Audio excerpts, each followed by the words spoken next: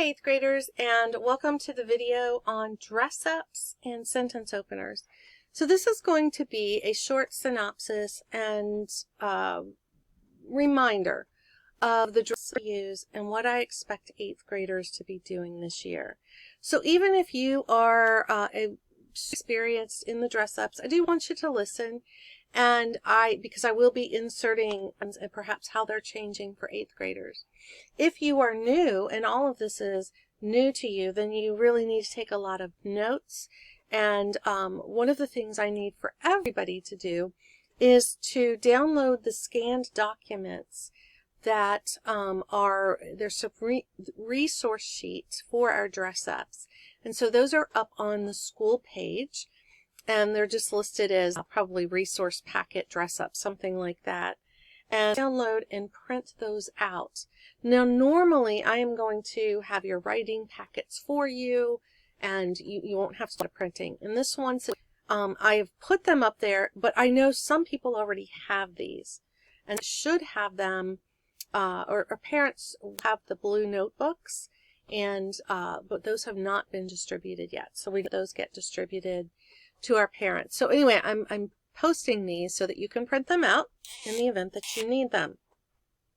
If you already have similar lists, then please don't worry about doing that. So I'm just going to go. I'm trying not to spend a whole lot of time on this, but I'm going to go through each of the dress-ups. Let me remind you that on your checklist, which we will be heavily using throughout the whole year, it'll have 3 little blocks. And that means that you need to use that dress up in all 3 paragraphs. So each paragraph, when you use it, you off. It tells you what the dress up is and the colors that we use to underline the dress ups at FEC. So when you use it, you check that little box off. You use all the dress ups, you get all the points. You don't use all the dress ups, you don't get all the points. It's pretty simple. So I want to just remind you what they are. The full should be pretty easy. The first one is a strong verb. So please write these down if you've not used these and not familiar. Also, the that we gave out to parents last week, they are on those. Is green. So get your colored pencils. Get just a pack of them. There's just a few colors that you need from them. But the strong verb is green. So do not underline a word like the dog runs. Runs is not a strong verb. If you put the dog gallops, that's better. And you can put green under that. If you put the meanders down the sidewalk, you can put green under that. Now, there are, in this resource packet, and I don't have the pages in the right order that I want them, but I believe that there are some sheets that have, yes, well, there's the adjectives. There we go. On the sheets, it looks like pages 100 to 102. Lots of strong verbs that will replace things like say and said, go and went, come and came. They could also replace get and got. If you have had me before, you know that I hate the word got. Please don't use it. So there's a few pages, like I said, I think it's 100 to 102, that have the strong verbs. And you can use those lists and use them to help create your own paragraphs. So the second one is the quality adjective. And that is going to be blue. There are some of those, there's some quality adjective pages in there. Now, I want to just taught you about predicate nominatives and adjectives. I want to start seeing your adjectives, 8th graders, show up in other places in the sentences. So to tell me the girl is pretty, there's that linking verb, and there's pretty, and that would be adjective. In your writing, I want you to recognize that. And instead of saying that that girl is pretty, one is stunning, or that girl is adorable, or that girl is dashing, or something like that. So I want you to recognize and make those kinds of connections. So I want you 8th graders to begin to use those as predicate adjectives.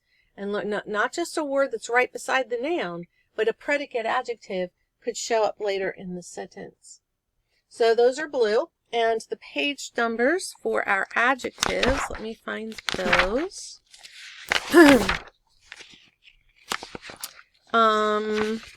Looks like 107 to maybe 106 to 108.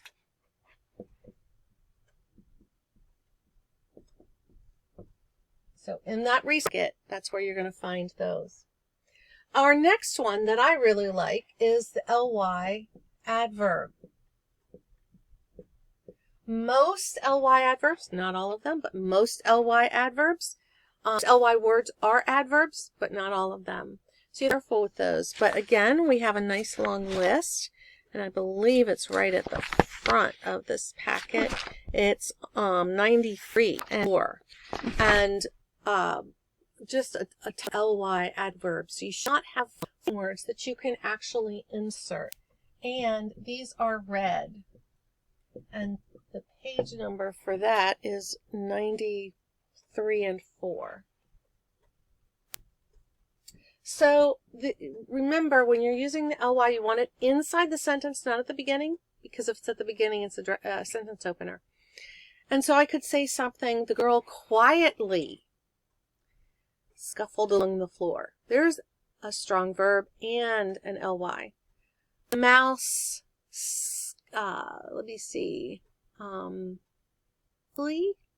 ate the cheese left. The girl, interesting, the girl interested the cheese off the pizza first, then ate the sauce. So you can insert these almost anywhere, but just remember they're red.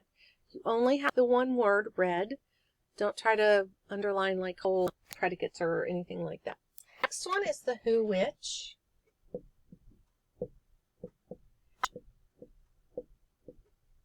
And there's a whole page, I think, dedicated to the who, which. So let me find where that is. 7. And it gives you some examples. This is where you're just inserting. You might have a boring sentence like something that says Johnny went to the store to buy milk. And that's a boring sentence. Let's try to throw a who, which in there.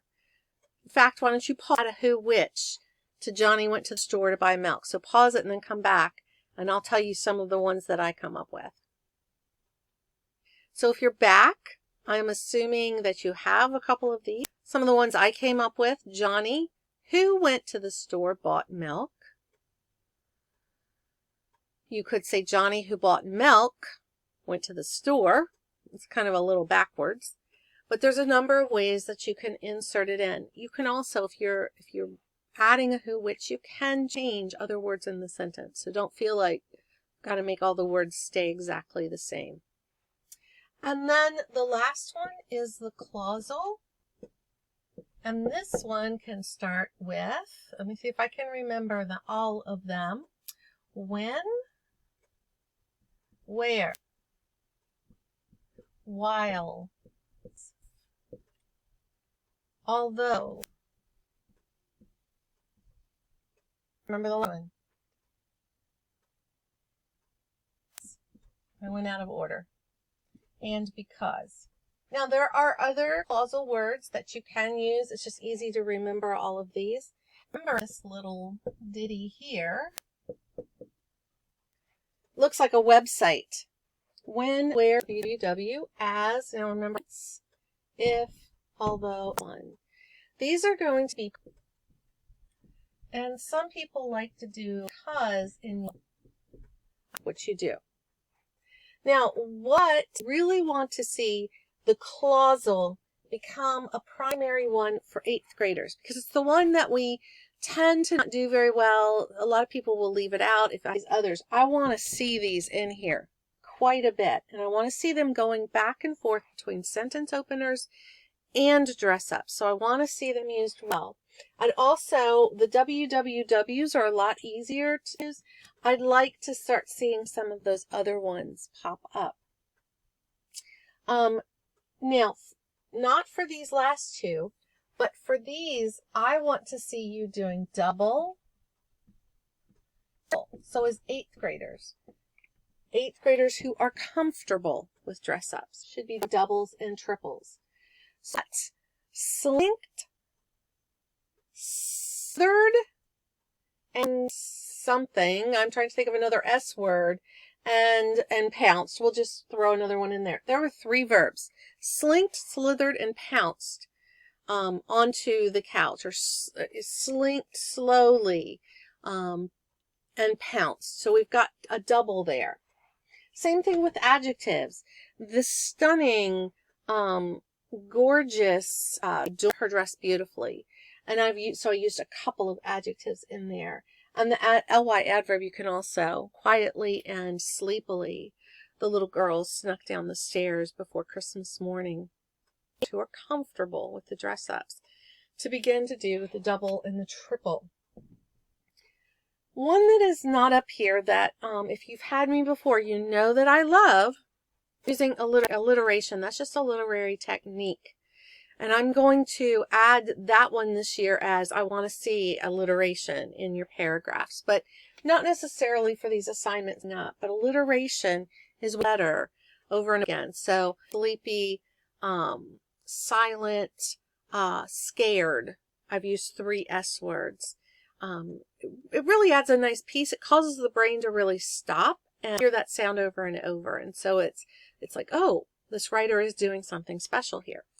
So those are your dress ups, and I'm going to show you quickly the sentence openers. I do not have a handout, but I will make sure that you have, in fact, I believe on your checklist for your grandparent, all of them are on there. So you should all have them all. I'm just going to go over briefly these, and I am going to erase the dress ups that don't have a sentence opener.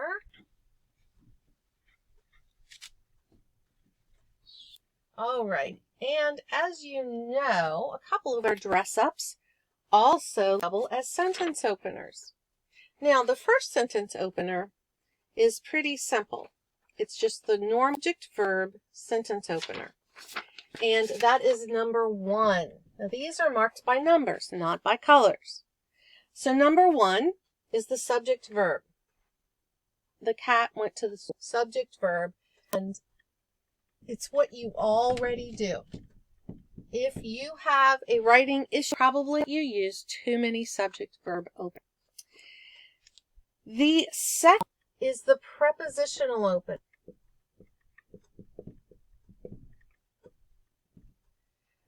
In the barn, the horse had her baby. Under the couch, quietly. Now, if you what prepositions are, I will make sure or post a list on our classroom page so that you can access that, because you will need to know what prepositions are. But generally, they are things that identify location. Under the couch, over the moon, be set, over the fence, under the table. So they're generally telling us a location. Not always, but that's the general. Our third happens to be this that doubles as a sentence opener, because you can put those at the beginning of a sentence, not sentence, but at the beginning. So you could do it either place, but they cannot double as both. So if you have an ly as a sentence opener, it can't also be underlined red. You would have to have another one someplace else in the sentence. Our next one is ing. And that would be something like making her bed. She saw the spider.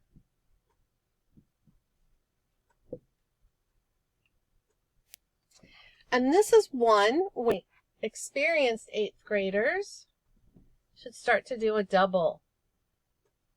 Dancing and singing happily around the room. There's how you do it as a double. So that is one of the challenges for my. Now you might possibly be able to do it with this one. Definitely can do it with well. Number 5 is our clausal. So here's same thing. Just going to show up at the beginning of a sentence. When Mom and Dad were out, the children got into trouble. While Mom and Dad were out, the children got into trouble. So you do the same thing with the clausal. It's just showing up at the front. It's going to have the number 5 in it. So like for this one, if you had typed this, you would put a number 4 in front of it. just do the best you can on that. Sometimes the typewriter goes, or the typewriter, it shows my age. Sometimes the computer goes a little wonky when you want to put all that in front. And then the last one I'll stick up here, my favorite, the very short sentence. And it can be 5 words or less. This is for effect. The cat went to the store and he bought a beautiful milk. Upon he drank the whole jug of milk, he fainted. Maybe he fainted because of too much milk.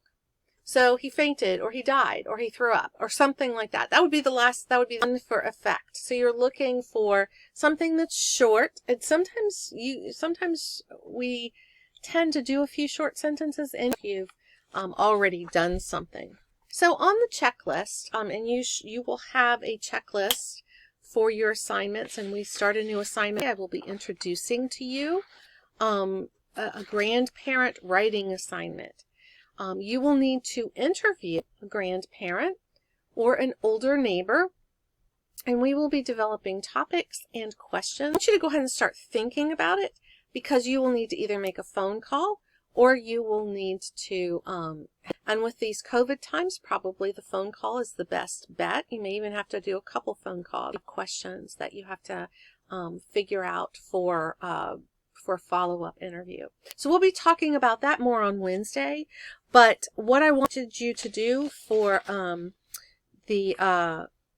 for practice is I'm going, or I've posted an example of poorly written, and it's been poorly written by me. And you are going to add 2 of each of these dress-ups, and you should underline them in colors. You're not going to do the sentence openers, even though I went over these, but you are going to be doing some editing. So have fun doing that. It shouldn't take that long. And then tomorrow we will begin to talk grandparent, or on Wednesday, the grandparent assignment. So if you have any questions, please let me know. And otherwise, I will plan to see you on Wednesday.